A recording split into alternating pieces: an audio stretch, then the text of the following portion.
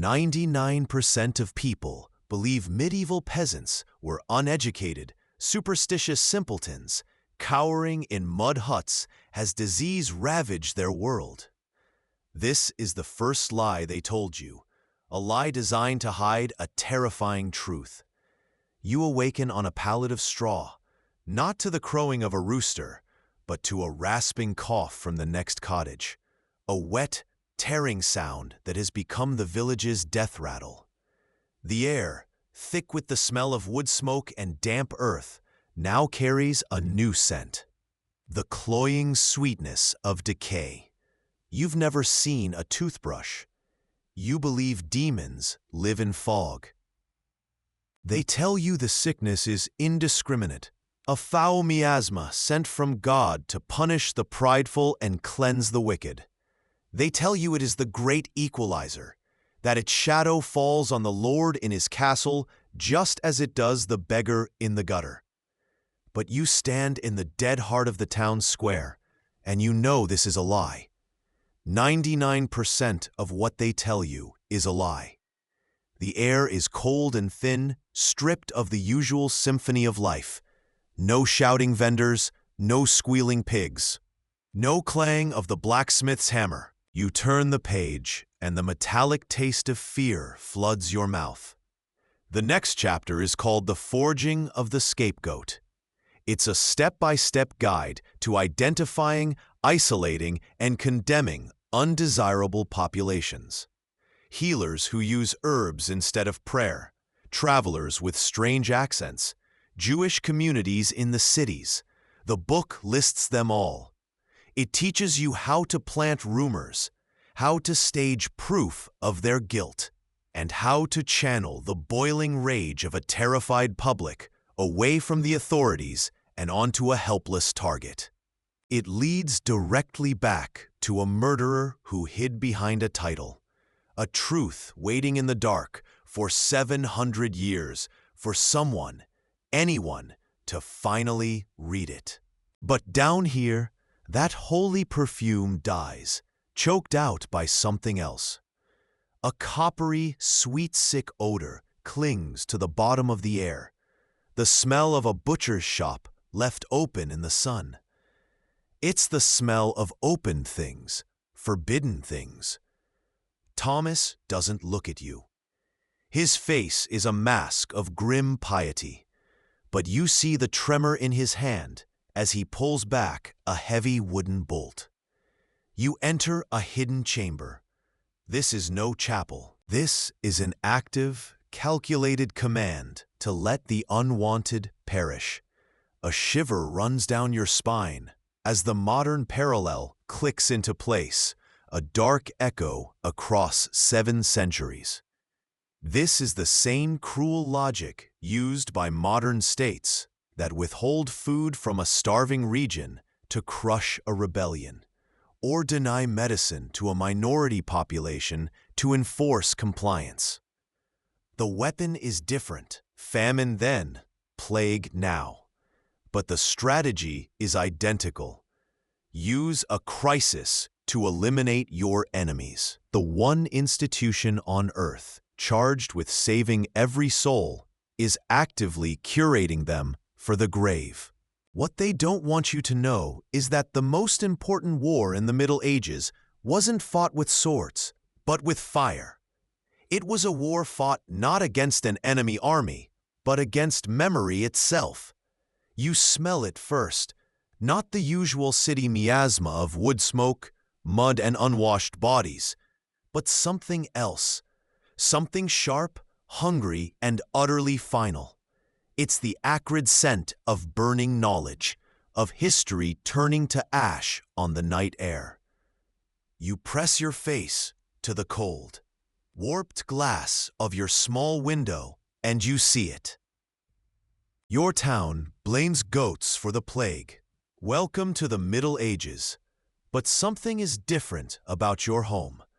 Last night, your father etched a strange symbol onto the doorframe, a spiral with 3 radiating lines. It is not the desperate cross of Christ that marks the plague-doomed houses.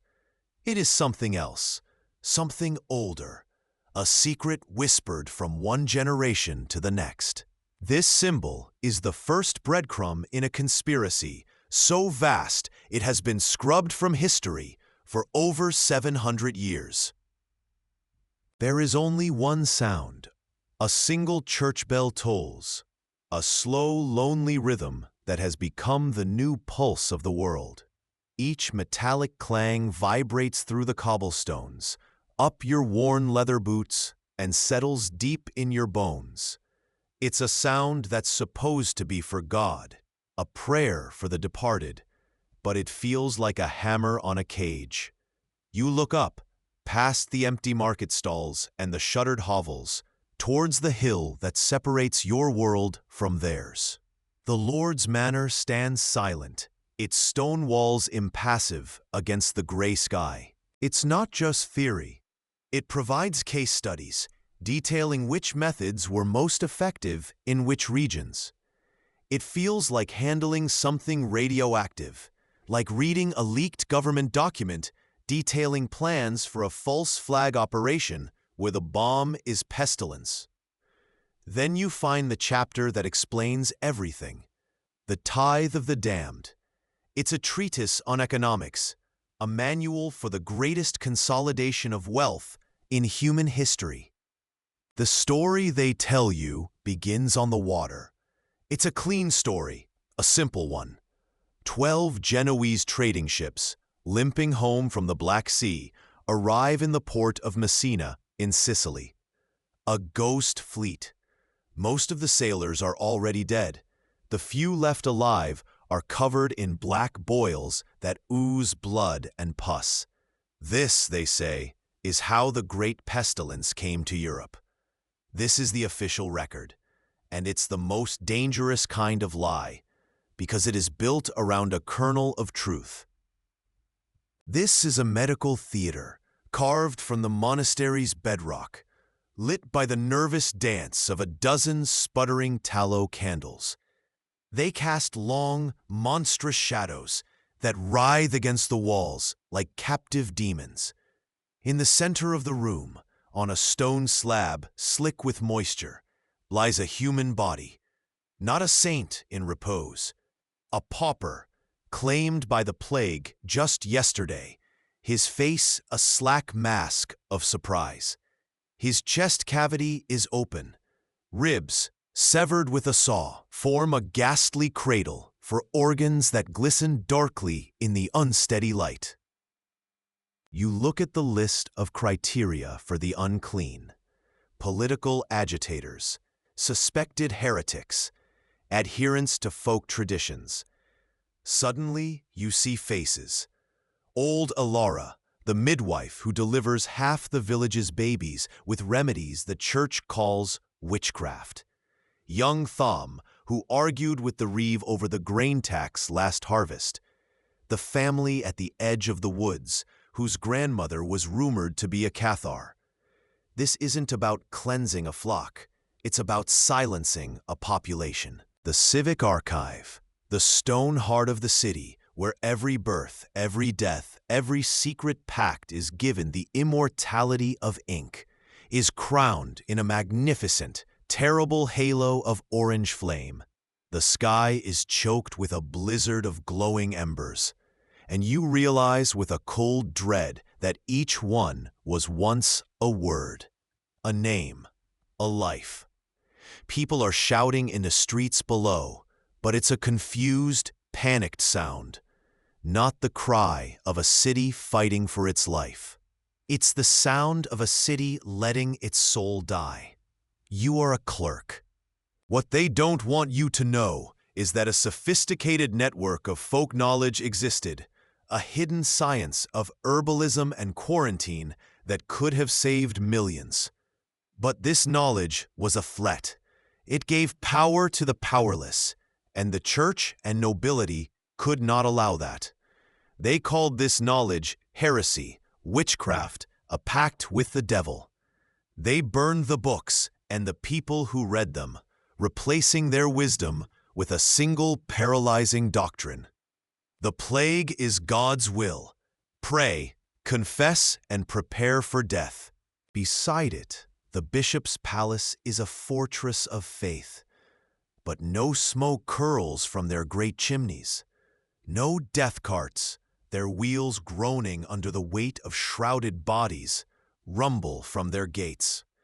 Down here, the smell of burnt rosemary and despair hangs in the air like a shroud. Up there is nothing. A chilling, perfect, impossible stillness. This is the secret they buried deeper than any plague pit. The sickness was not a wave. It was a weapon. It lays out the strategy for leveraging last rites, for selling indulgences to the dying, and, most brutally, for claiming the lands and property of the millions who died without heirs. The plague wasn't a tragedy to the book's author. It was a market correction, a controlled demolition of the old world to build a new, richer, more powerful one on its ashes. The chaos wasn't a bug, it was a feature. Suddenly, you remember the images from archaeological digs, the plague pits, the mass graves. What they don't want you to know is that some of these ships were not carrying merchants. They were not carrying silks or spices. They were carrying agents. You are standing on the shore of a tiny, unnamed fishing village south of Messina. The fog is so thick it feels like breathing wet wool, and the salt spray leaves a bitter crust on your lips. You can't see the ship, not clearly, but you can hear it. The groan of wet ropes straining against the tide. A sound like a man drawing his last painful breath. A circle of monks stands around the slab, their cowls pulled low, their faces pale and grim. One of them, the abbot, holds a slender knife, its tip pointing to the man's blackened and swollen lung. He speaks in a hushed Latin, his voice a dry rustle, like dead leaves skittering across flagstones. This is the ultimate heresy.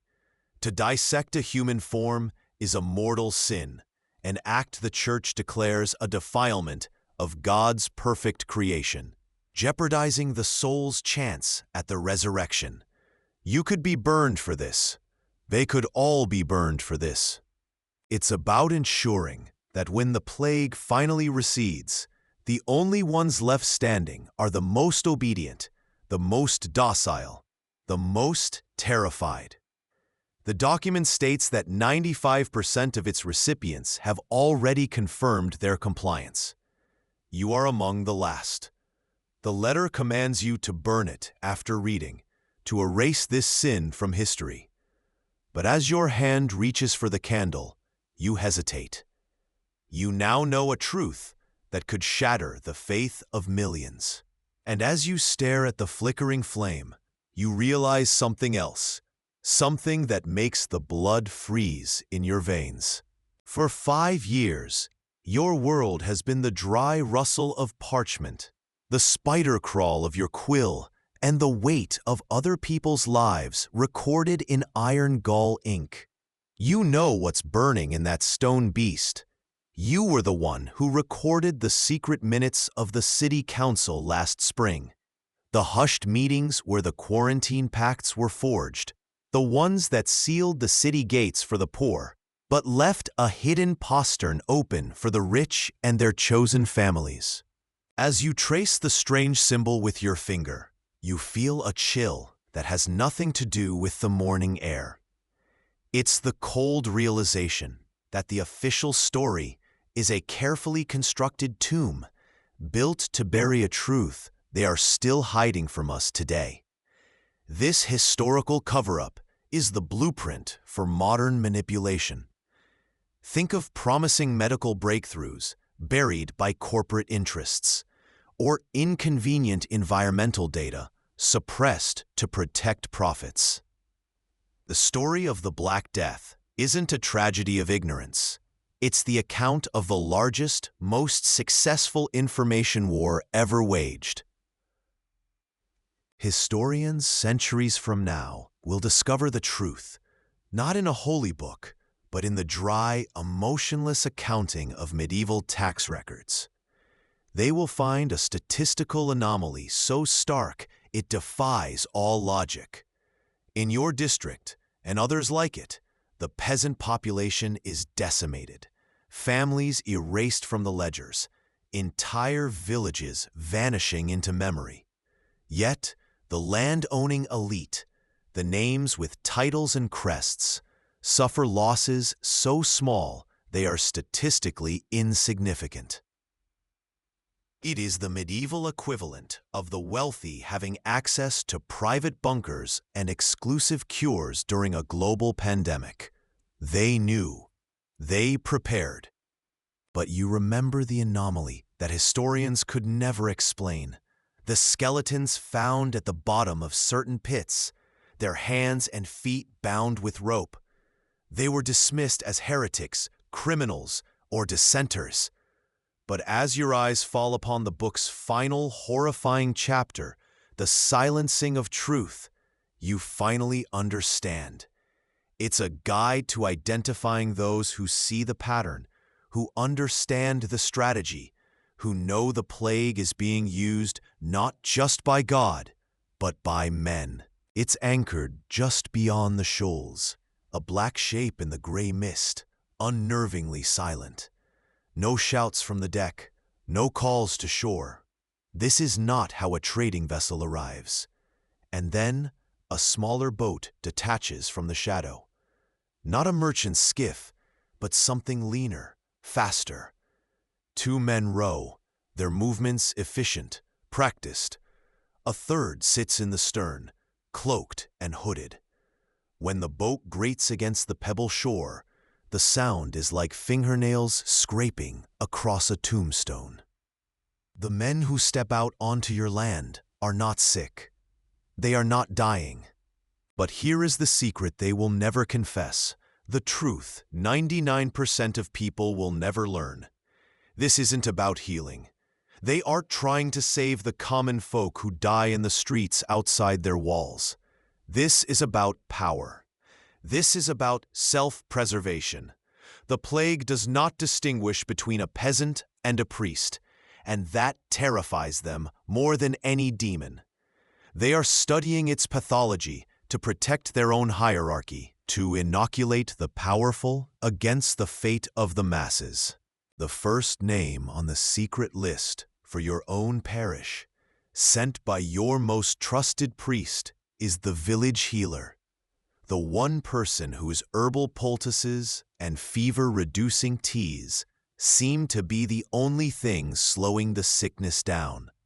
And now you've been ordered to let her die.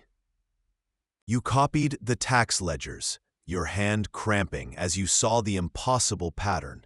Entire noble houses listed with 0 casualties, while the Weavers' Guild next door was reduced to a single trembling name. And the death rolls. God, the death rolls. 99% of people will only ever know the official count given to the bishop, a comforting lie. But you know the truth is in that fire, recorded in the secret ledger bound in pigskin. Its pages filled with the real, catastrophic numbers. You run, stumbling through the gawking crowds. You have to see. It's a true crime where the victims number in the tens of millions, and the culprits wrote our history books. The question is, what was the spiral symbol meant to protect you from? The plague or the people in charge? If you love immersive, real storytelling about survival, belief, and forgotten lives, hit like and subscribe. It helps more than you know. Drop a comment with the medieval fact that surprised you most, or what role you think you'd play if you were born in the year 1287, and they let the rest of you believe it was God's will. The fear was the real plague, manufactured to keep you paralyzed, to make you pray for a salvation they had already secured for themselves. Your skin crawls with a cold that has nothing to do with the wind. The bell tolls again, and you finally understand. It isn't tolling for the dead. It's tolling to keep the living in line. The only question left is the one that whispers in the silence between each ring. How did they build an ark against God's own flood? It describes, with the cold precision of a butcher, how to ensure these people become just another anonymous part of the death toll. Those bound skeletons, they weren't just dissenters. They were the people who knew the truth about this book. And you realize, with a cold dread that spreads up your spine, the men who guard these archives, with keys of iron and eyes of stone, they aren't just librarians. They're gatekeepers, and you are holding the one key they thought was lost forever. Their eyes are clear and sharp, scanning the pathetic collection of huts, the empty fishing nets, the small smoking chimney of the apothecary at the edge of the woods. They move with a purpose that has nothing to do with commerce. 99% of people believe the plague spread randomly, an act of God carried on the backs of rats. The evidence, hidden for centuries in deliberately misfiled shipping logs from the Vatican archives, tells a different story. These ghost fleets, the real ones, bypass the major, well-defended ports. What they don't want you to know is that while they publicly burned the anatomical texts of Arab scholars as works of the devil, the most elite monastic orders were secretly requesting those same books. Hidden records from the Abbey of St. Gall, which historians long thought were destroyed, show desperate requests for the works of Ibn al-Nafis, the very man who first described pulmonary circulation. They built a wall of ignorance to keep you afraid and obedient. While in the secret basements of their faith, they cultivated the very knowledge they condemned. It's a stunningly familiar betrayal, isn't it? The sound of the whip is not a prayer. They want you to believe that, but what you hear, what you feel, is the drumbeat of a revolution. The cold seeps through your thin tunic, a miserable dampness that clings to your skin. Mud, thick and greedy, sucks at your bare feet with every step through the rutted road. The air is heavy with the smell of sweat, iron-rich blood, and the piety of the unwashed. You are one of 100 men, your backs bared to the weeping gray sky, a procession of living wounds marching on the heart of power. As you get closer, the heat is a physical blow, and the sound is a living thing, a constant deafening roar punctuated by the sharp crack of ancient timbers surrendering. It's here you notice the detail that chills you to the bone. The city watch isn't fighting the blaze. They are forming a cordon, their spears glinting in the firelight, holding people back. They are protecting the fire. And that's when you see him, a merchant lord, one of the men from those secret council meetings, standing in the deep shadow of an alleyway across the square. He isn't panicked. Let's begin and live the life they never got to finish. But be warned, some truths about the past are harder to forget than others. What did they know that you don't? They told you it was divine favor. The forbidden truth is far more cynical. You press your body against the cold oak of a ceiling beam, a ghost in the rafters of a great hall. Below, the air is thick and alive, a heavy tapestry woven from the smell of roasting boar, melting beeswax, and the sweet, cloying scent of spiced wine. A dozen lords, their faces flushed with heat and victory, raise their silver goblets. The firelight catches on their rings, glinting like captured stars. They avoided the watchful eyes of the portmasters and the city guards. Instead, they slipped into forgotten coves and unprotected villages just like yours. Their cargo wasn't in the hold. It was in the minds of the men who walked ashore. One of them unclasps a leather satchel. He doesn't pull out a chart or a letter of introduction. He pulls out a book, bound in dark, unmarked leather. It is the Liber Causa, the Book of the Cause. You can almost feel the cold radiating from its pages. This book doesn't contain prayers or histories. It contains a doctrine, a direct parallel to the governments of today that publicly decry a dangerous technology while secretly pouring billions into developing it for their own armies and intelligence agencies. They weaponized faith for the masses while sharpening the blade of knowledge for themselves. The abbot looks up, his eyes meeting yours across the corpse. They are not the eyes of a holy man. They are the cold, calculating eyes of a general studying a battlefield. He sees the horror on your face, and a thin, cruel smile touches his lips. They weren't just learning how to stop a disease. The man in front of you stumbles, his knees hitting the frozen earth. His back is a latticework of red welts, a canvas of righteous fury. You don't look away. You can't. You raise the leather scourge, its knotted tips heavy in your hand. You take a breath, the frigid air burning your lungs, and bring it down across your own shoulders. The sting is sharp, a flash of white-hot fire that makes your vision swim. But this pain is not for God. It's for the world to see. It's a raw, visceral act of political theater. Listen, his face is serene, illuminated by the destruction he has orchestrated. He is watching his sins being cauterized from history. In that moment, the pattern becomes terrifyingly clear. London, just last year during the Peasants' Revolt. Florence, Ghent.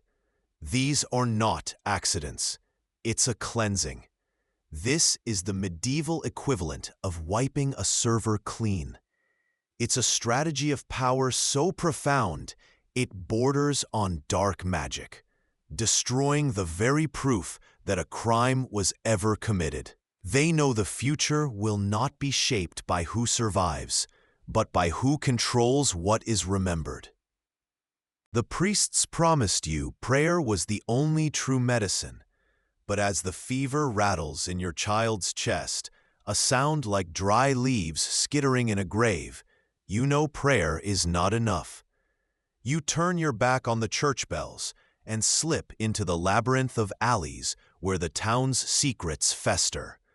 The mud here is a greedy, sucking thing, a mix of rainwater and filth that pulls at your worn leather shoes with a wet, sloppy sound. They call them plague pits, a name that makes you think of chaos and desperation.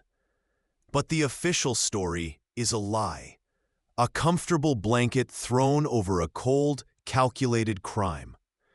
99% of people accept it, because the truth is far more disturbing. The Black Death was not just a pandemic. For some, it was an opportunity. You are standing at the edge of the trench, the air thick with the smell of damp, turned earth and the ghost of lie. Below you lies a jigsaw of human remains, a puzzle that has waited 7 centuries to be solved. From here you can see every detail, the sweat beading on a baron's brow, the tremor in an old duke's hand, the cold, satisfied set of their jaws. They aren't praying for deliverance. They are celebrating their foresight. You listen, a shadow holding its breath, and their words drift up like poisoned smoke. They speak of grain stores that could last a decade, of wells dug deep into the bedrock, tapping water no plague could ever touch. It is a manual for dismantling a world. These men, immune or simply expendable, carry more than the bacterium Yersinia pestis in their blood. They carry instructions. Their first task is to spread whispers, not just disease. The wells have been poisoned by the Jews. The crippled woman in the woods is a witch who called this plague upon us. The Lord is hoarding grain while you starve. They are weaponizing fear, turning neighbor against neighbor before the first boil even appears. Their second task is to listen. They were perfecting the art of control, and you now know their secret. You can hear it, can't you? Not just the groans of men pushing through their pain. Listen closer. The ASMR whisper of leather cutting the air, followed by the wet, percussive slap as it finds flesh. It's a rhythm, 100 whips rising and falling in unison. It's not a sound of madness, it's a war drum. What 99% of people will never learn, what the chronicles will deliberately erase, is that this isn't penance, it's protest. Tucked inside your sleeve is a folded, sweat-dampened parchment. It's a copy of the manifesto. It's the reason the church wants you dead. The history you were taught, the sanitized version of pious nobles weathering the storm with courage and grace, it was written in the ink of these ashes. It is a story born from a conspiracy of fire, a coordinated, continental-scale act of arson against the truth itself. This is not just about burning paper. It's about burning the possibility of justice. The sound you hear, the one that you can feel in your teeth, is the hiss of ink bubbling on a heated page just before it vanishes forever. It is the sound of a lie becoming permanent. You follow a lane that twists like a gut, the air thick with the stench of tannery runoff and rot, until you find it. A small, unassuming door of warped gray wood, marked only with a faded charcoal smear of a leaf. Your knuckles rap against the wood, a hollow sound that seems too loud. The door cracks open. The air that spills out is a physical thing, a potent wave of drying herbs that hits you in the chest. Lavender and thyme, yes, but beneath it, something sharp, metallic, and green that makes your eyes water. The official records, the ones written by the church, claim this is a hastily dug pit from the summer of 1349, when London's graveyards overflowed and the death carts rattled down the streets day and night. But your eyes tell you something different. This isn't chaos, it's order. The bodies are arranged, layered with a chilling precision. They aren't the contorted, randomly tossed victims of a panicked populace. They are laid out, almost respectfully, head to toe, fitting together like stones in a wall. This wasn't a rush job. It was a careful, deliberate process. They toast a physician, a man named Alcuin, whose name is heresy in the villages, a man who practices forbidden medicine smuggled from the godless East. This is the secret 99% of people will never learn. The truth that historians have quietly filed away as conspiracy for centuries. They call it the Pact of Preservation. These noble families, for all their public rivalries, pooled their immense resources to create impenetrable, fully stocked castle fortresses. While the world outside prayed to a silent God, they put their faith in stone, steel, and ruthless pragmatism. They identify local dissenters, the loudmouths in the tavern, the peasants who question the tithes, and they mark their names for the authorities who will follow. But their most vital, most secret mission is the one that chills you to your very soul. They have a list. It's a list of the healers, the apothecaries, the village wise women who know the secrets of willow bark, of yarrow, of the poultices that can actually fight infection. While the physicians of the great cities are uselessly bleeding their patients and praying to saints, these humble herbalists hold the only real cures. The sound you are making isn't holy. It is the sound of a theft so vast it will be mistaken for an act of God for the next 700 years. The candle flame shivers, throwing your shadow, huge and distorted, against the cold stone of the scriptorium. Outside, a skeletal wind howls a requiem for the half-empty world. But in here, there is only one sound, a dry, rhythmic scraping. It's the ASMR of a world being rewritten. Your quill, sharpened to a razor's edge, scratching against the stiff surface of vellum. You are a monk. It doesn't ask for forgiveness. It demands justice.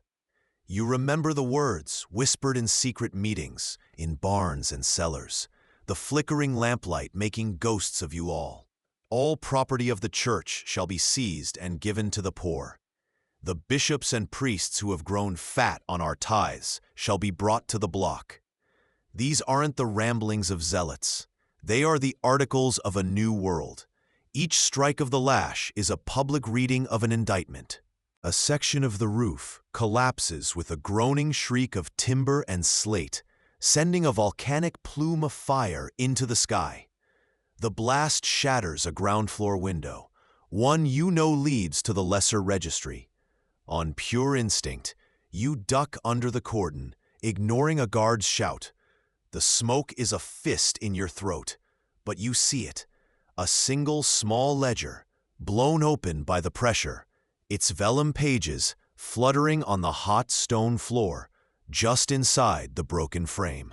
Its leather cover is smoking, the edges already blackened and curling like dying leaves. An old woman's face, a roadmap of wrinkles, peers out. She says nothing, but her eyes understand the desperation that brought you here. This is a place of forbidden knowledge, a sanctuary of cures the church calls heresy.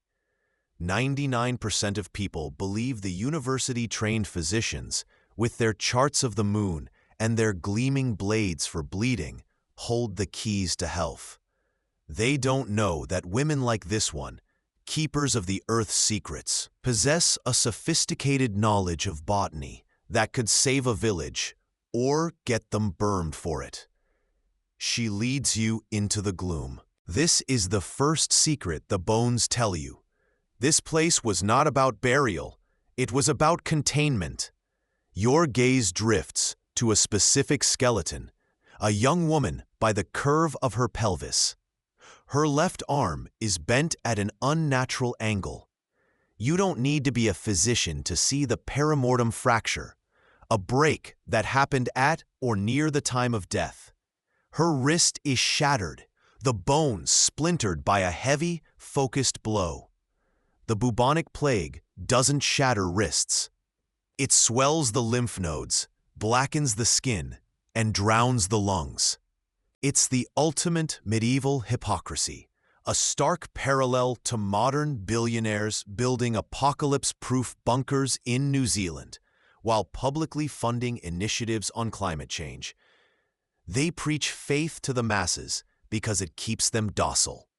They preach acceptance of God's will because it stops the desperate from storming the gates. In your mind, you hear it again, the sound that has haunted your sleep for a month. The deafening, final shriek of the portcullis, grinding shut. And these agents have been sent to silence them, to burn their shops, to accuse them of witchcraft, to ensure that when the sickness comes, there is no one left who can offer any real hope. This is not a random act of nature. This is the medieval version of a modern covert op. It is a targeted biological and psychological attack, using a crisis to destabilize an entire continent, to shatter faith and to clear the way for a new, absolute order. The plague didn't just arrive, it was delivered. It was aimed. But you are not copying the word of God. You are amending the will of man. Before you lies a land deed, the property of one John Fowler, a man who owned 2 fields, a cow, and a small but sturdy cottage. You dip your quill into the pot of iron gall ink, the metallic tang of it catching in your nose. With a steady hand, you draw a single dark line through his name.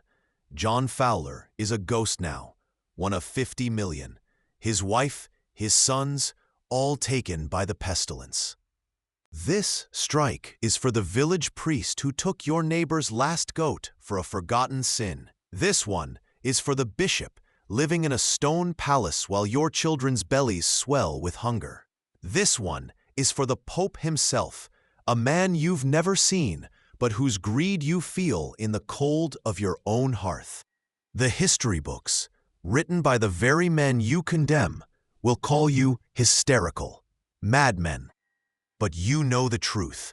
You are the desperate voice of the forgotten, a medieval Occupy movement armed not with signs, but with scourges. You reach through the shattered glass, the shards slicing into your arm, and your fingers close around it. The leather is painfully hot. You pull it out, stuffing it inside your tunic, just as a guard's hand clamps down hard on your shoulder. He doesn't see what you've taken. He just sees a fool trying to get himself killed and throws you back into the street. You scramble away into the darkness, the acrid smoke clinging to you like a shroud. Bundles of herbs hang from the low rafters like strange sleeping bats. You watch as she unfurls a heavy leather-bound ledger. The crackle of the dry spine is the only sound. The pages are not filled with prayers or saints' lives, but with elegant, spidery script detailing antiseptic poultices from mashed yarrow, fever-reducing tinctures of willow bark, and a powerful, pungent brew of garlic and vinegar, a rudimentary antibiotic that could halt an infection in its tracks. This is the truth they don't want you to know. It does not come with a cudgel. A few feet away lies a man, his skull showing a radiating fracture pattern, a spider web of violence blooming from a single point of impact above his temple. This wasn't a fever. This was an execution. You listen, and you can almost hear the soft, wet thud of a mallet striking bone, a sound swallowed by the wails of a city already dying. This is the detail historians have ignored for centuries, the trauma hidden amongst the pestilence. They found what they expected to find, and so they stopped looking. It's an ASMR-quality horror, a sound of iron teeth biting into stone, a metallic scream that severed their connection not just to their people, but to humanity itself. They sealed the gates not just to the sickness, but to the hollow-eyed pleas of the farmers who tilled their fields, the mothers who nursed their children, the men who would have died for them in battle. From up here, their laughter sounds brittle, a glass thing that could shatter at any moment.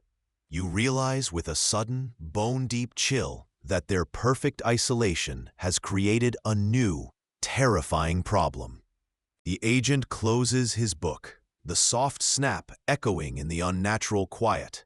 His gaze settles on the thin trail of smoke rising from the apothecary's chimney.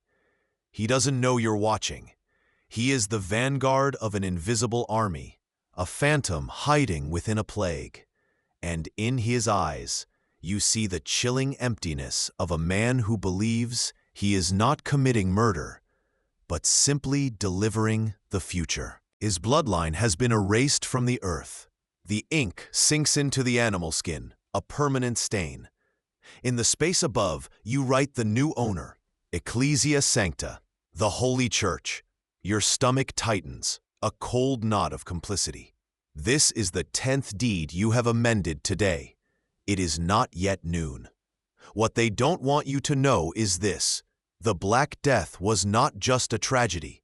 It was the most successful economic takeover in human history. 99% of people see a mountain of skulls. The powerful saw the foundation for a new pyramid. The fury is the same.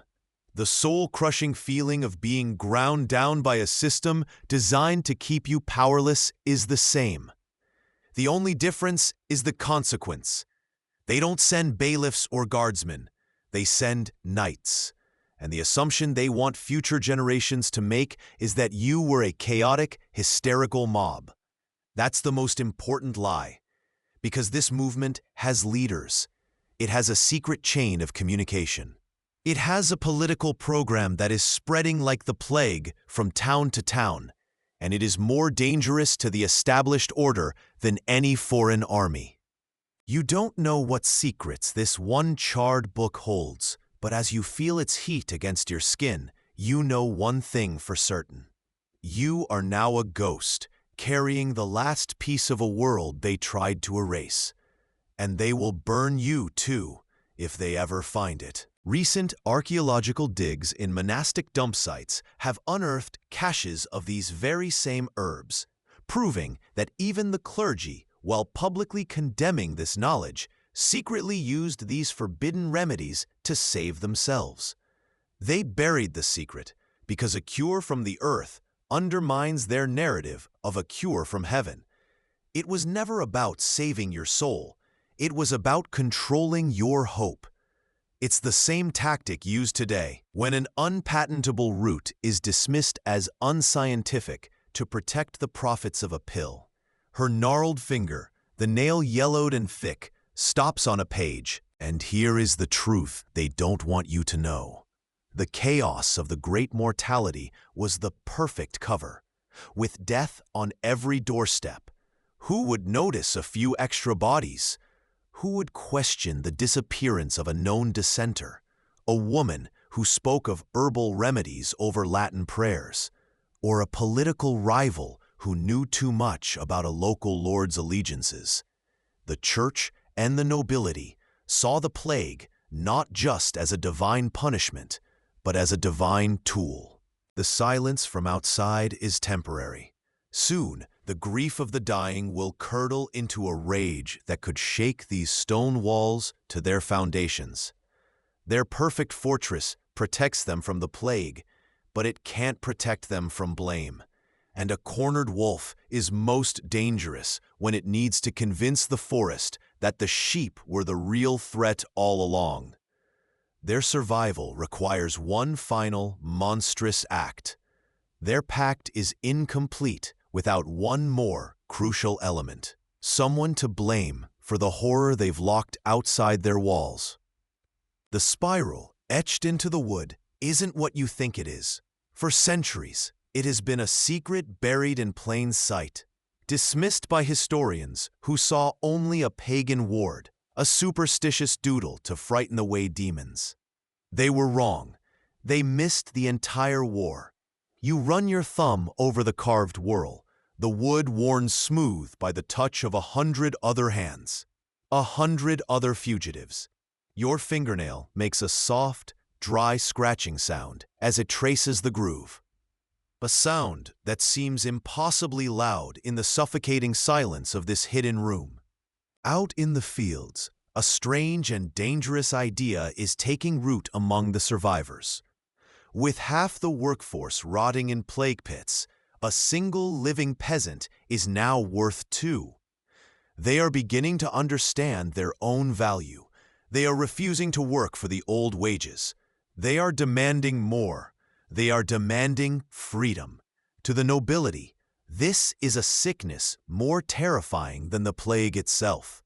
In secret, behind the closed doors of a new parliament, they engineer the cure. You've heard the whispers, read the drafts they sent for the church's blessing, the statute of laborers.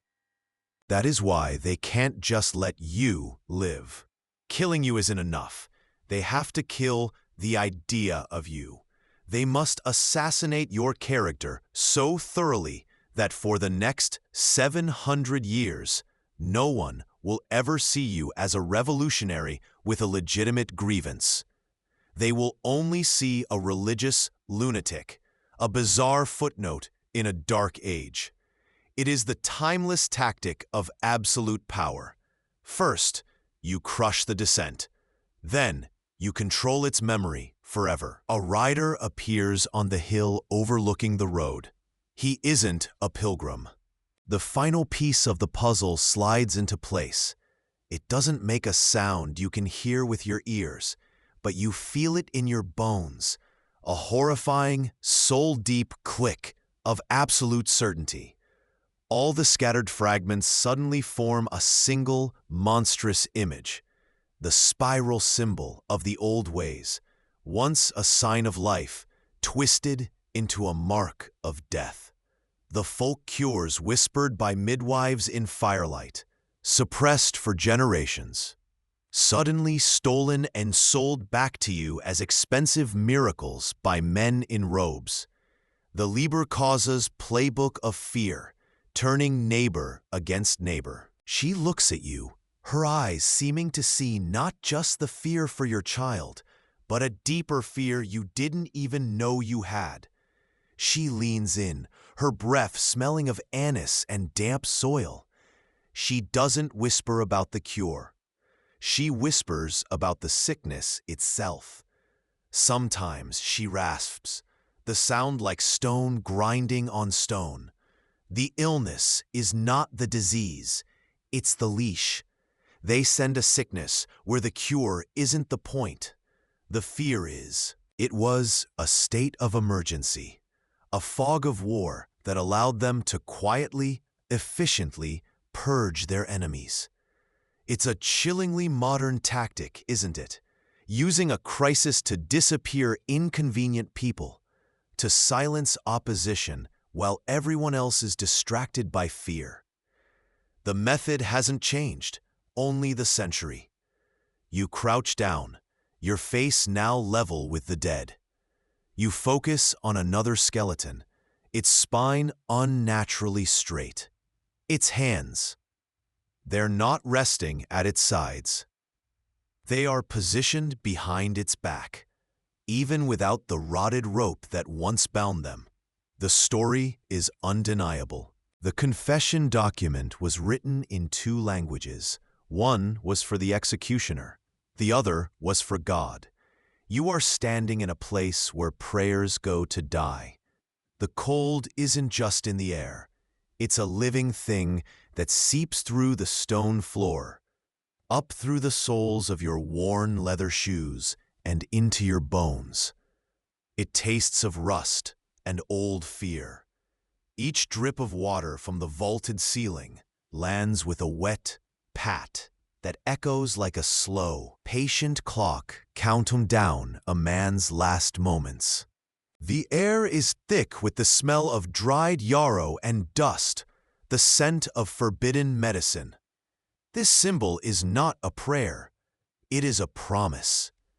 You are now part of a network that moves through the veins of the night, a silent river of defiance flowing beneath a world drowning in fear and dogma. 99% of people look at the Middle Ages and see only submission, a populace bent by the will of the church and the whims of disease. They do not see the fierce, secret war being fought in the shadows. It is a document of pure terror, a law that freezes wages at pre-plague levels, chaining the living to the ghosts of the dead.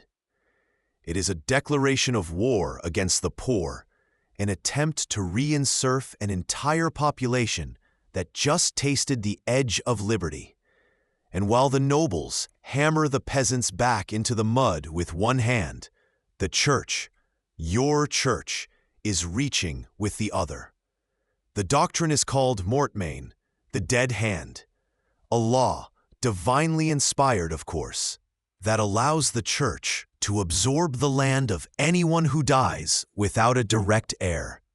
He is clad in steel from head to foot, the sun glinting off his helmet. The crest on his shield is one you recognize, the personal sigil of the bishop you condemned by name in your manifesto. He watches your procession, his face a cold, unreadable mask behind his visor. He is not alone. Behind him, cresting the ridge, the sun catches the sharpened tips of 100 lances. They haven't come to pray with you. The sound of the whip was your message. The sound of drawn steel will be their answer. The scapegoats burning on pyres, their screams echoing in your memory. The ghost fleets sailing into empty ports. The secret medical knowledge locked away in monasteries. The engineered economic collapse that made kings of merchants. The fires that didn't just burn bodies, but the evidence. You realize with a cold dread that this was not a plague of rats and fleas. It was a conspiracy of kings and clergy, a meticulously executed purge that consolidated their power for the next 500 years. They saw a natural disaster coming and didn't stop it. They used it. The most effective miracles of the Middle Ages were not acts of God. They were acts of theft. You stand in the back of the nave, the cold of the flagstone seeping through the thin leather of your shoes. The air is thick, a wretched cocktail of cloying incense, damp wool, and the sour breath of sickness. All around you, the desperate and the dying press forward, their coughs a wet, percussive rhythm against the priest's droning Latin. The sheer calcium of the bone is testifying to a crime. This person was a prisoner. This wasn't just a pandemic, it was an extermination. Who were they? A Lollard, whispering translations of the Bible in English, a crime punishable by fire. A farmer who refused to pay the crippling death tax. A scholar who discovered a truth about the past that threatened the power of the present. Their names are lost, erased by the soil and the official narrative. They were a threat, and the plague gave their executioners plausible deniability. The only light is a single torch, its flame a frantic, gasping thing that makes shadows writhe and twist on the damp walls. It illuminates the rack, and the man on it. His name is Isaac, though no one here uses it. To them he is simply the Jew, the poisoner. His arms are stretched to an unnatural length, the sinews in his shoulders humming with a tension that screams louder than he does. His eyes, wide with a universe of pain, are fixed on a point in the darkness above you. This spiral is its battle flag. It doesn't mean God protect this house. It means we know the truth here. It means we have the real cure. It means, most dangerously of all, we are not afraid. It is the sigil of an underground railroad for the mind, a web of healers, thinkers, and survivors who refuse to bow to the official story, who refuse to accept that prayer was the only prescription in the face of oblivion. This is the knowledge they don't want you to have. After the Great Dying, that is almost everyone. It's the medieval version of a subprime mortgage crisis. A predatory, divinely sanctioned land grab where the ultimate collateral is your soul. And the fine print is written in the blood of your dead children. Every scratch of your quill is a signature on a foreclosure. The middle class of the 14th century, the small landowners, the free peasants, is being systematically wiped out, their wealth flowing upwards into the coffers of lords and bishops.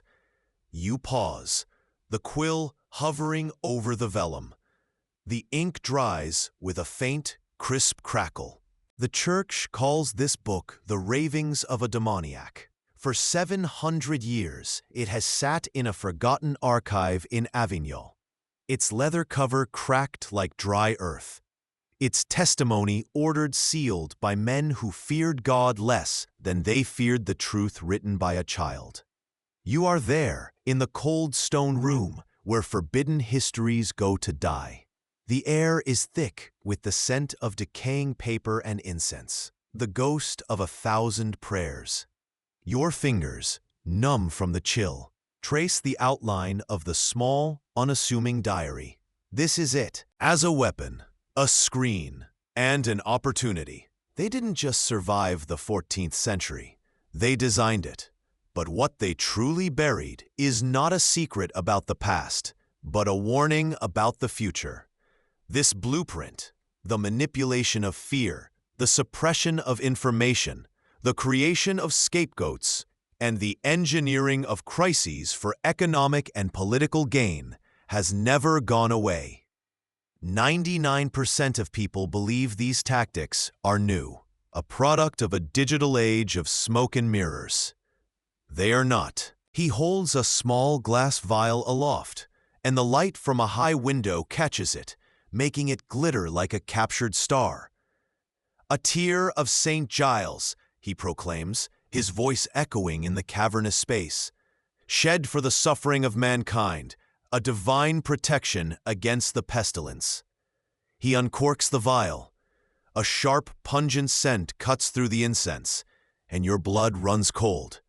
You know that smell. It's not divine. They were tossed in with the truly sick, their murders disguised as tragedy, their descent buried under a mountain of anonymous death. An archaeologist beside you continues her work, her movements slow and reverent. The bristles of her brush make a soft, rhythmic hiss, hiss, hiss as she clears the dirt from the bound skeleton's ribcage. You watch, holding your breath, as she sweeps away the last of the dark, damp soil from the skeleton's clenched right hand. A small object, dark and heavy, tumbles from between the finger bones. It lands with a soft thump in the dirt. A torturer, a thick-necked man whose face is a mask of bored cruelty, turns the crank. There is a wet, popping sound, followed by a low groan that is not human. It is the sound of a body being unmade. This is the theater of power. What 99% of people don't understand about these moments is that they were never about justice. They were about narrative control. Outside these walls, the Black Death is eating the world alive. It is a terror without a face, an invisible enemy that rides on the very air you breathe. This simple spiral was a language of hope in a world that was screaming despair. Finding this mark on a doorframe meant you had found allies. It was a map, a confirmation, a quiet welcome in the dark.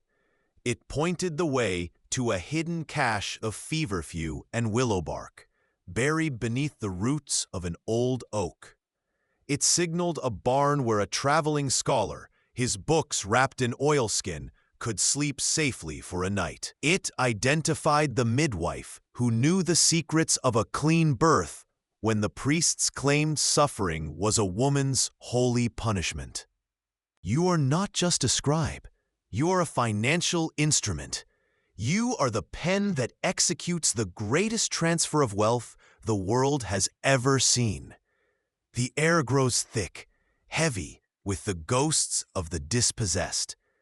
You can almost feel their spectral fingers trying to reclaim the page, to rewrite their names back into existence. This isn't God's will.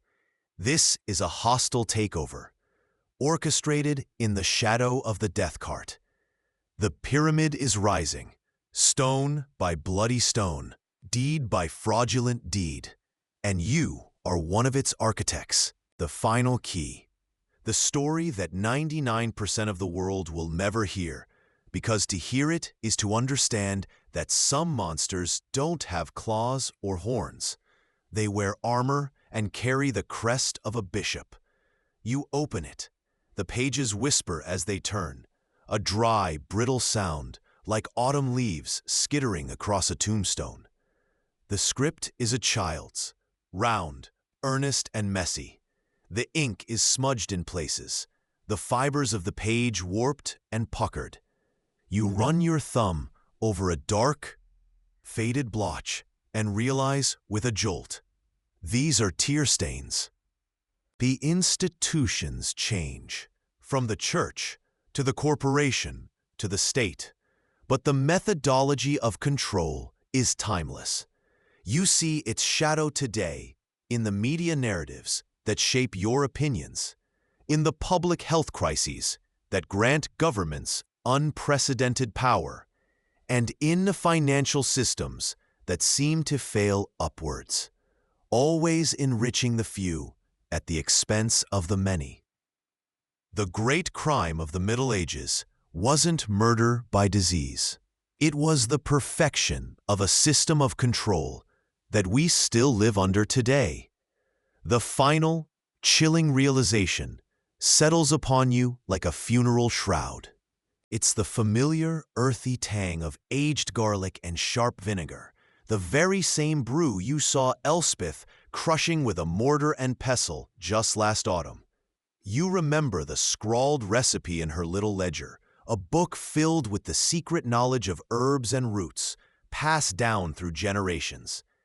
Elspeth, whose quiet wisdom soothed fevers and eased childbirth, was dragged from her cottage by the same priest's men. Her ledger was declared a book of demonic incantations. Her knowledge was declared witchcraft. It's not a stone, it's lead, a crude, palm-sized token. She picks it up, her gloved fingers turning it over in the weak afternoon light. Etched into its surface is a symbol, a serpent eating its own tail, but with a sunburst at its center. You feel a cold dread creep up your spine, a fear that has nothing to do with the dead. It's a symbol you've seen before, in a burned manuscript, a text the church declared heretical and ordered destroyed. The terrified masses, riddled with plague and superstition, need a villain. They need a story that makes sense of the chaos. And the authorities, the lords in their keeps, the bishops in their cathedrals, are terrified the mob's rage will turn on them. So they provide one. Confess. The inquisitor's voice is calm, almost gentle, which makes it all the more obscene. Confess you took the powder from the devil and foul Bedtime well. Isaac just sobs. A string of Hebrew prayers, mixing with blood and spittle on his lips. It was a web of light in an age of crushing darkness. Imagine being hunted, your family dead, your village convinced you are a witch for daring to suggest boiling the water. You travel for weeks, sleeping in ditches, the metallic taste of fear, a constant coating on your tongue. And then, in the twilight, you see it, carved into the door of a small cottage. The spiral, the wave of relief that washes over you is so powerful, it almost brings you to your knees. You have found your people. This changes everything you've been told. But as you set your quill down, a new sound reaches you, faint but insistent, carried on that same howling wind. It's not the cry of the sick or the tolling of a funeral bell. It's a low hum from beyond the monastery walls, the sound of 1,000 angry voices, a murmur that is slowly, inevitably, learning how to shout. You've built them a new prison of parchment and law, but you've forgotten one thing about trapping desperate men. They have nothing left to lose. This is the testimony of Alaise, age 12, and she saw everything. She does not write of a fever that came in the night.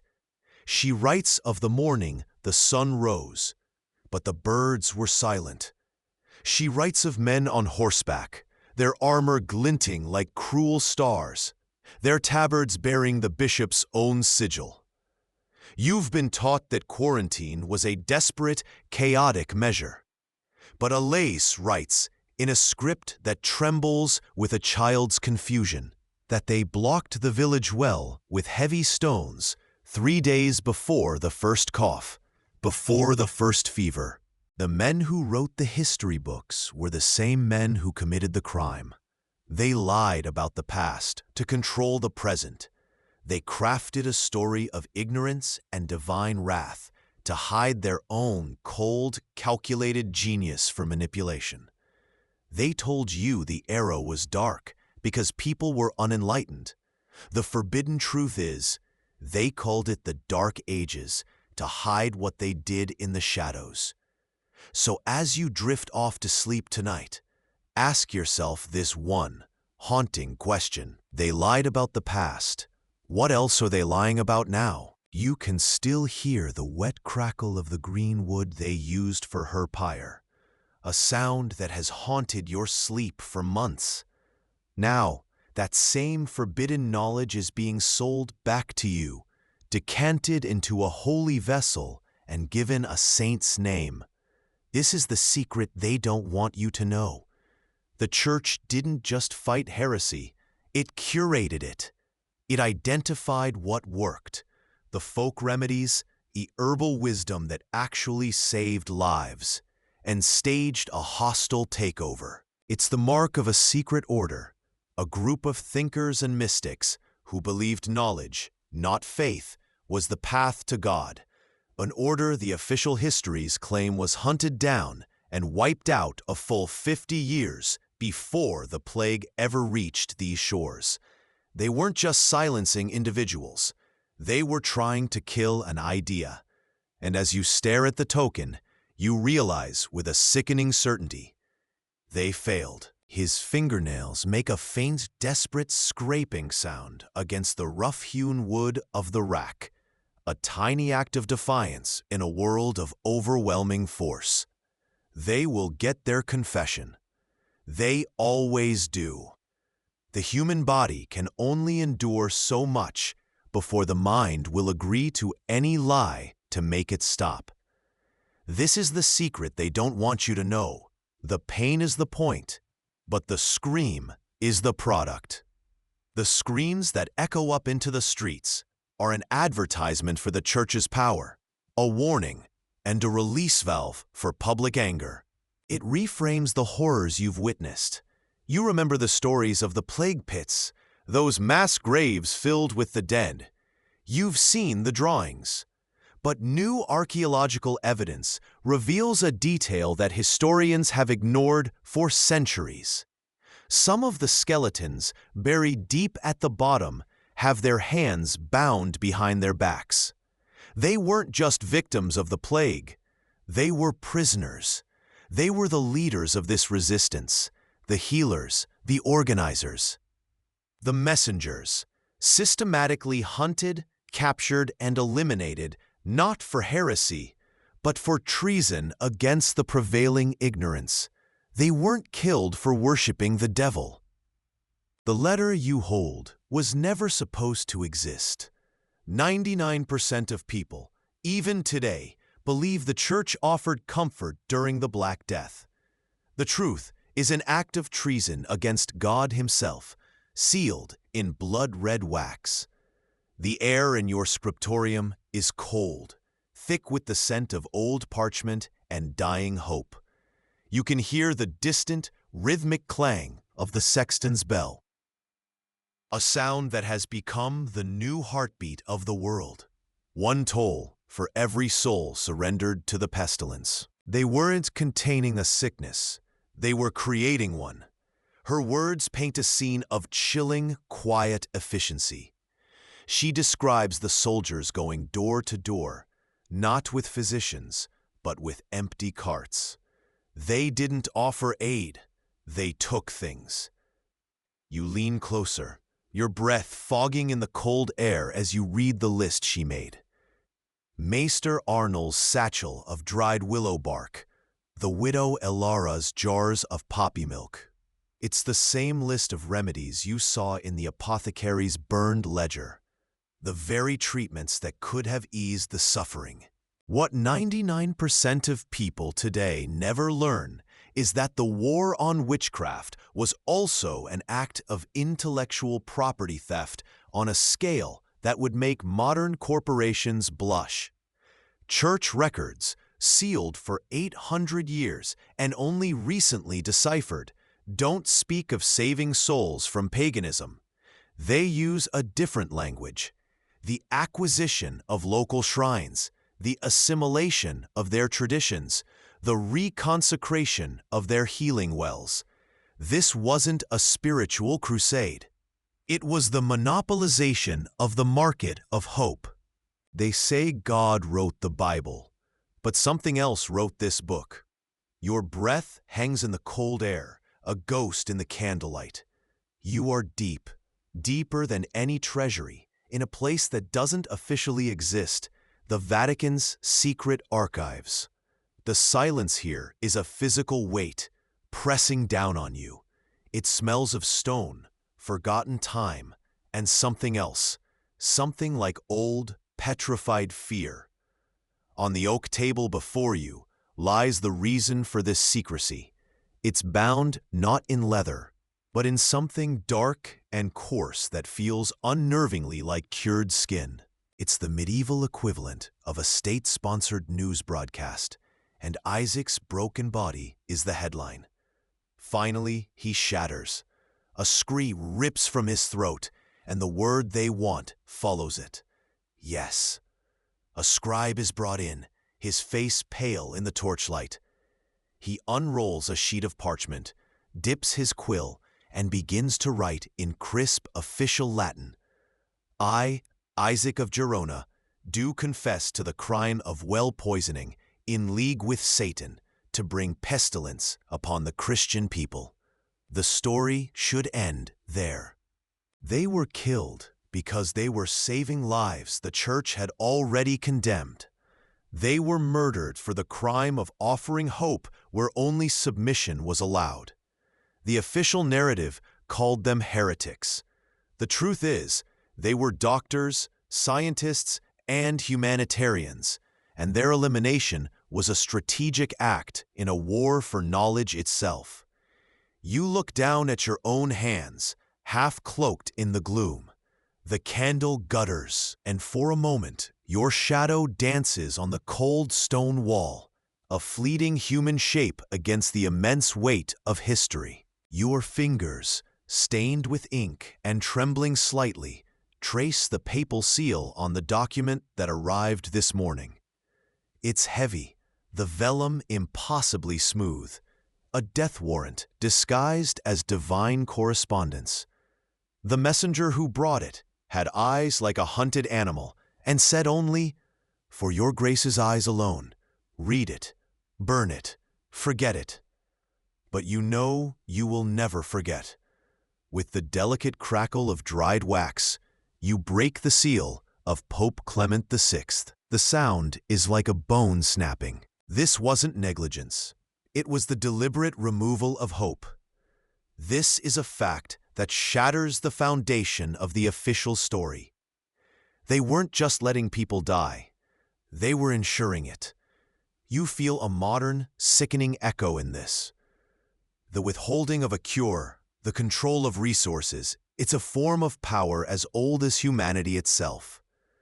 We think we've outgrown such calculated cruelty, but the blueprints for it are written right here, in a little girl's diary. Then, you turn the page, and your blood runs cold. It's a drawing, crude stick-figure men in armor. You watch a woman trade her last silver coin for a single drop of the saint's tear on a scrap of linen, clutching it as if it holds the breath of God himself. She doesn't know she just bought a diluted version of the same cure she could have gotten from Elspeth for the price of a few eggs. They took the people's knowledge, cloaked it in divine authority, and sold it back at an extortionate price, all while burning the original innovators at the stake. It's a business model of terrifying genius, a blueprint that continues to this day. It has no title on its cover, but the archivist, his face a mask of terror, called it the Liber Causa, the Book of Cause. Your fingers tremble as you open it. The sound isn't a gentle rustle, it's a dry, whispering crackle, like autumn leaves being crushed underfoot, an ASMR trigger for the soul's deepest anxieties. The ink on the vellum is a faded reddish brown, and you try not to think about what kind of ink it might be. The script is perfect, precise, and utterly without emotion. This is not a work of passion. The scapegoat is named, a confession is signed, a body is burned. The mob is satisfied, the Lord is safe, order is restored. But it's not the end, because centuries later, in a forgotten archive of a Spanish monastery, that very document is found. And under the cold, unforgiving light of modern technology, something impossible is revealed. Beneath the scribe's elegant Latin, visible only under infrared, are faint markings. Tiny, frantic scratches made with a shard of charcoal or a sharpened bit of stone, perhaps when the scribe was looking away for a single moment. They are Hebrew letters. You are in one of their safe houses now, a link in a chain stretching back through generations of whispered secrets. The fight isn't over. It has never been over. The same forces that hunted them then are the ones who erase them from the history books now, who prefer the simple story of a dark, ignorant age to the complex, terrifying truth of a secret, organized rebellion. You thought you were just seeking shelter. You now realize you have stumbled into the command post of a forgotten war. Your eyes scan the elegant, merciless Latin, and a cold dread, colder than the stone floor beneath your feet, seeps into your soul. The bull is codenamed De Purga Gregis, the cleansing of the flock. You read it once, then twice. Your mind refuses to accept the words. This isn't a call for prayer. It isn't a plea for divine intervention. It is a directive for genocide, wrapped in the holy language of purification. The Pope's words burn themselves into your memory. He calls the plague a divine opportunity, a holy fire sent to burn away the rot in God's flock. A house with a thatched roof. But it's what one of the men is doing that makes your heart stop. He holds a brush, dipped in a pot of what looks like white paint. He is painting a symbol on the door. Your mind expects to see a cross, the traditional mark of a plague house, a sign of morbid piety. But it is not a cross. It is a spiral. But it's wrong. It's broken, corrupted. The clean, hopeful spiral of the resistance, the symbol of life and renewal you've been tracing through this whole conspiracy, has been deliberately fractured. You can draw a straight line from this smoky church in 1287 to a corporate boardroom in the 21st century, where lawyers file patents on ancient indigenous farming techniques and Amazonian medicinal plants, erasing their origins and rebranding them as proprietary innovations. The strategy is identical. Find what works, demonize the source, steal the product, and sell it to the world as your own miraculous creation. A metallic taste, sharp and coppery, coats your tongue. It is the taste of fear, not the fear of God or hell or the plague that stalks your village. It's a work of calculation. What they don't want you to know, what 99% of people will never learn, is that the church was not a victim of the Black Death. It was its most dedicated student. You've been taught they were a bumbling, powerless institution, praying to a silent God as the world ended. But this book, this unholy scripture, tells a different story. It is not a medical text. It is a political playbook. It contains no cures for the body, only meticulously detailed instructions on how to master the soul through mass death. A coded message. It's a final, desperate broadcast from a sinking ship.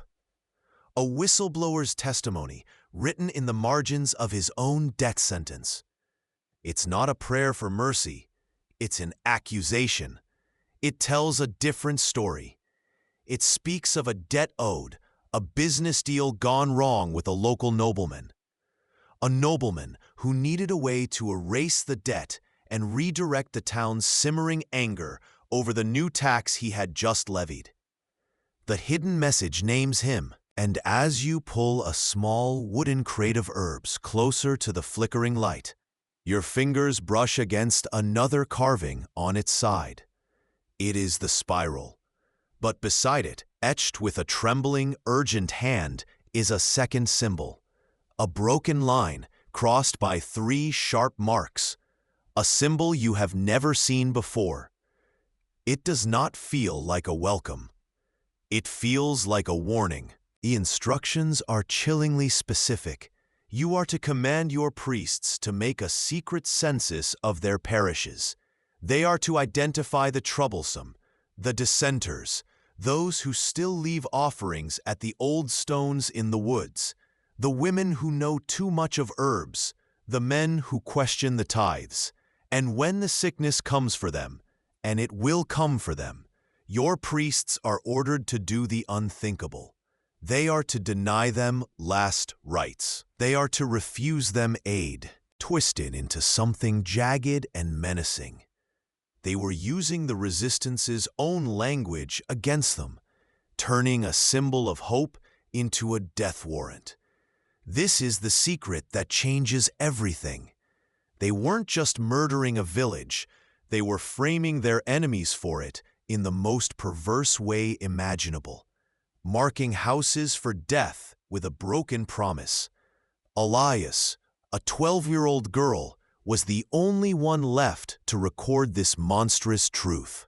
Her testimony turns a tragedy into a calculated massacre, an act of God into an act of man. It's a colder, more profound fear. The realization that the very institution promising eternal salvation is actively suppressing and profiting from the things that could grant you salvation here on this earth. You look from the desperate faces in the crowd to the priest, his expression one of beatific piety as he pockets the woman's coin. The whole system is a lie, a magnificent, terrifying, and lucrative lie. And as this truth settles into your bones, a darker question begins to form, a sliver of ice in your gut. If they are stealing the cures, what else are they hiding? The first translated passage you read is titled On the Management of Public Despair. It outlines, with chilling clarity, how to weaponize religious fatalism. Do not fight the people's belief that this is God's wrath, the text advises. Nurture it. A flock that believes it is being punished is a flock that is obedient. Their terror is your leash. It's the medieval blueprint for what modern intelligence agencies call psychological warfare, designed to suppress panic and turn entire nations into pliant, weeping children looking for a father. It names the man who orchestrated the entire pogrom, the man who paid a witness to see Isaac near the well at night. The system wasn't just killing an innocent man. It was using his death as a tool to cement its own power. And in his last moments of agency on earth, Isaac fought back, not with a sword, but with a secret. The ink on the confession isn't just a lie. It's a map, a breadcrumb trail left for history. The men who promise you heaven are the first to practice the work of hell. They preach that your body is a sacred temple, not to be violated. Yet in the deepest dark, they break God's laws to save their own skin, never yours. You follow Brother Thomas down a spiral staircase, your hand trailing against the damp, weeping stone. The air grows cold, so cold it feels like a physical presence pressing against your chest. Up above, in the nave, The scent of frankincense and beeswax rises to God. They are to bar the doors of the church and let them die unshriven, their souls cast into eternal shadow. The document speaks of strengthening the flock by culling the weak wolves. It's a policy of clerical eugenics, a secret, holy war waged in the death wards and sickbeds of Christendom. You can feel the cold weight of the Pope's signet ring pressing into the wax, an indentation that marks not a man's authority, but a profound moral collapse. This is not the passive negligence of an overwhelmed institution. Her small voice screams across the centuries, a truth so terrible they had to brand a child a heretic to silence her. At the bottom of the page, beneath the terrible drawing, is one final, hastily scrawled sentence. Her ink is running out, her hand is shaking, but the words are clear. They said they were going to the quarry, she writes, to meet the one who pays.